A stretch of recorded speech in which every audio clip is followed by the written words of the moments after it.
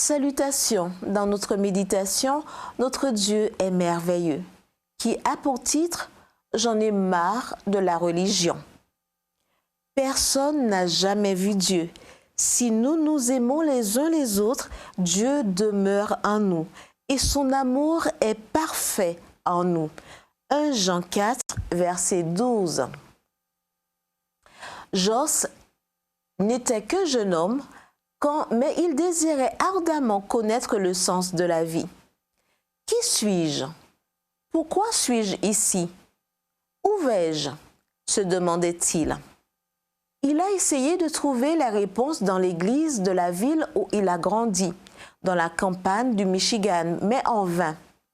Il les a donc cherchés à l'université, où il s'était inscrit en faculté de droit. C'est un environnement universitaire. Je devrais trouver des réponses à mes questions ici, a-t-il pensé. Un jour, alors qu'il se promenait dans l'université, Jos a vu un étudiant portant un t-shirt qui disait « Ne me suivez pas, je suis perdu ». Pour Jos, ce message illustrait exactement ce qui se passait dans cette institution. Personne ne savait où il allait. Pire encore, lui non plus. Puis, il s'est passé quelque chose qui allait changer sa vie pour toujours. Il a rencontré un groupe de 8 étudiants et 2 professeurs qui se réunissaient pour étudier des sujets d'intérêt. Frappé par le fait que ces personnes étaient différentes des autres, il a décidé d'assister à leur réunion. Après 2 semaines, la conversation s'est tournée vers la religion. C'est la dernière chose que Jos voulait entendre. Il a donc adopté une position hostile. Il a notamment déclaré sur un ton sarcastique que le christianisme n'était pas fait pour les intellectuels. Comme personne ne répondait, il s'est tourné vers une jeune femme du groupe. « Toi, dis-moi, qu'est-ce qui a changé ta vie ?»« Jésus-Christ, a-t-elle dit, en regardant Jos droit dans les yeux. « S'il te plaît, a continué Jos, ne me parle pas de cela, j'en ai marre de la religion. » « Je n'ai pas dit religion, a répondu la fille, j'ai dit Jésus-Christ. » Surpris par la réponse de la jeune fille, Jos s'est excusé, expliquant son attitude.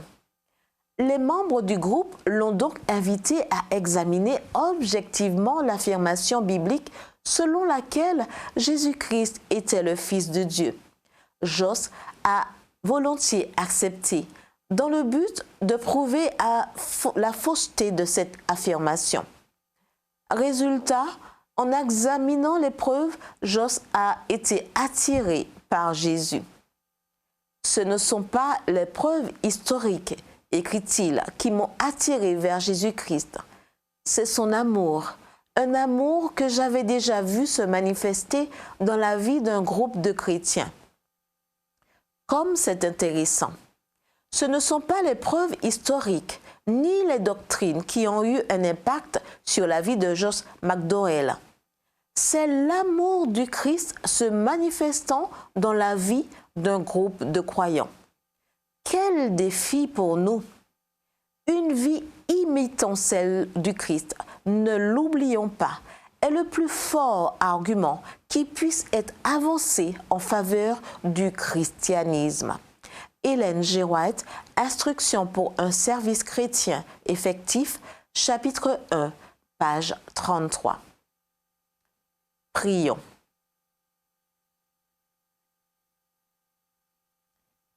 Esprit Saint, habite dans mon cœur aujourd'hui. Ce n'est qu'alors que je pourrai répandre l'amour du Christ autour de moi. Au nom de Jésus. Amen.